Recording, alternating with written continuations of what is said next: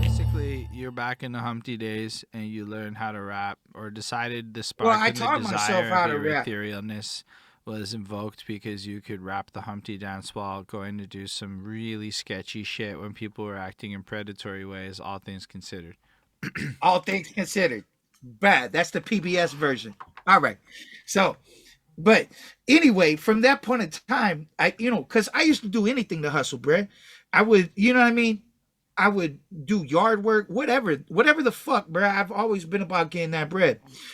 But I've also hated money and the fact that it's such a necessity, and when nobody teaches you how to get it, and you got to go and figure it out on your own through trial and fucking error and sit down in the process and all types of shit to try and get to a point where you got a grasp on how to Ah, live but right. even beyond that, the first exposure you have to money is go to the Dollarama. That's what we call our dollar store.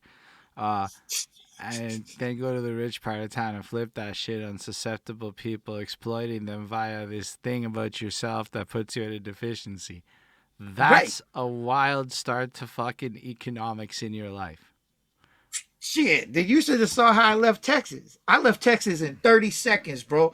I had to jam, right? Some shit went down. I had to go. And I was looking, and back in the day, bro, you had to look in the fucking newspaper and the classifieds to figure anything out, bro. You could always hustle in the classifieds.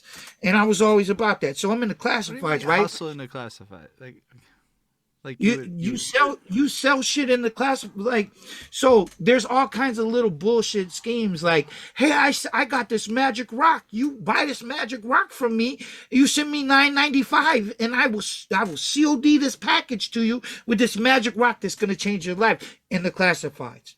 Oh, you want a life change? You know what I mean? Under weird random shit. That's just always a way that you could hustle.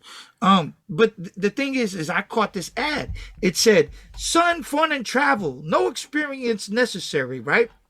oh boy. And I call the ad. And the ad is like, the dude on the ad is like, okay, yeah, you wanna interview? Come through. And I'm like, okay. So he's like, come to the Holiday Inn. We're at the Holiday Inn. Come do the interview at the Holiday Inn. I'm like, okay, fuck. All right, Holiday Inn. So, and at that time, bro, I was hustling, I was selling bags, right? And I had like a half a pound, I had 2/4 pounds in my waistline whenever I went into the interview. You know what I mean? And I just You I know that's I like sitcoms nowadays and shit. Like I think we no Suits starts off like that. Like or one of these shows starts off where the man walks into the interview with a bag, and then no, it's it's still like, that's so look, wild.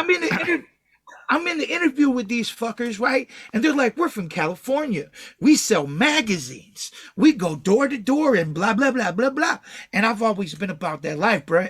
So I was like, fuck, sign me up. I'll sell whatever bullshit you want to sell. Let's do it. And they were like, oh, yeah, good. And they asked me, hey, do you smoke weed? And I was like, fuck yeah, I smoke weed. I said, I got the best weed you can buy in this town with me right now. Whoa. So I whipped it out and I put the half pound on the table. And these motherfuckers looked at me like I was a joke. They were like, ha ha ha, that's not weed. And I'm like, what the fuck do you mean that's not weed? You don't see the red hair in there? That shit is fire. And what I used to get was the brick. The straight up Mexican brick, bro. You'd have No, to I don't know fucking the straight up Mexican brick because I'm you, up in Quebec, bro. oh, wait. We have Okay, good so fucking plants, and we had weed that up until no. legalization, our weed competed with Cali in Vancouver. So not no down south, bro. And to this day, it's mostly trash ass weed. Have you ever heard of stress? No, what is stress? Okay, so you have chronic and then you have stress. Chronic is like the designer, and the fucking stress is like the less than mediocre. The fucking outdoors The that they Reggie? packed the super Reggie Bush. I Okay, so I and think I'm we talking call that about shit I outdoor up here. no, no, no. It's not even outdoor. This is shit. Look, this is how they do it. They plant big ass fields in Mexico of the bullshit, right? They grow it. They don't even trim it. They just cut it down, bro. They might finger trim off a little bit. They just cut it down and put it into a compactor and squish the fuck out of it. And it cures on the fucking way. So they turn it into little bricks and they pack it the fuck up and they send it out. By the time it gets to you, it cured in the fucking travel. And so it's a thick ass fucking brick, and you have to break the fucking brick, get the little stress up, right? And then fluff it up. Usually I use a tortilla, throw a fucking flour tortilla in there, let it sit for a couple days, it would come back. I bring it back. It's like bringing it back.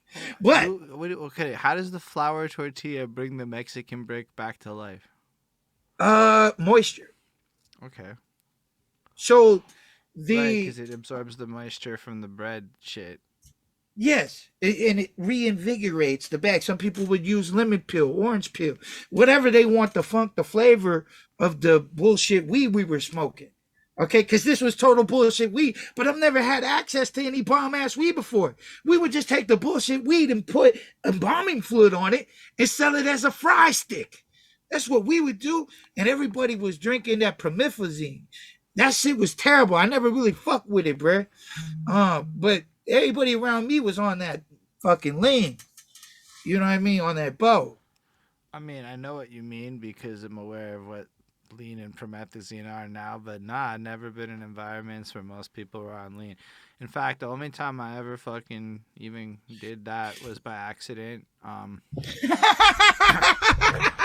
We had the cough syrup with codeine, and it said teaspoons, and I used tablespoons. And boy, oh boy, it's one of the first 10 episodes of Headspace podcast on my channel, and I'm faded on lean. The whole fucking thing. Like, I'm just gone. And I was like, you know what? Halfway through this, all right, I'm going to do a little more. And then I When never I was did a it kid, again they one used to time in call my it life. water. They used to call it water, right? Shit. But that was basically embalming fluid, which is essentially, if I'm not mistaken, PCP.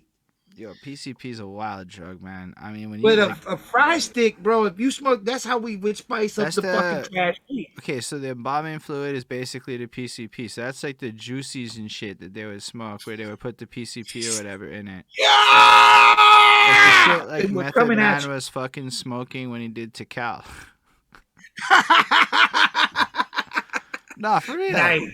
Um, yeah. So you showed those guys the Mexican brick. That's a good point. That is a great It, point. Zalmanel is saying, okay, you guys are tangenting too hard. I need to know what the fuck happens after these guys. So his comment is, so he showed those guys the okay, Mexican brick, okay, and then they laughed, and they said, that's not weed. And then what happened? okay. And so they hired me, right? So, so I got the job with the magazine fucks whenever I had to make an escape. Okay, so I went back to the pad. I stuffed a duffel bag full of shit. I grabbed 2 more pounds of weed, and I was like, because I ended up selling them a fucking 50 sack. You know what I mean? And I used to sell a zip for 50, right? That's the 50 bag. A quarter is a half a zip. You feel me? It was kind of Okay, let me different math translate back. that.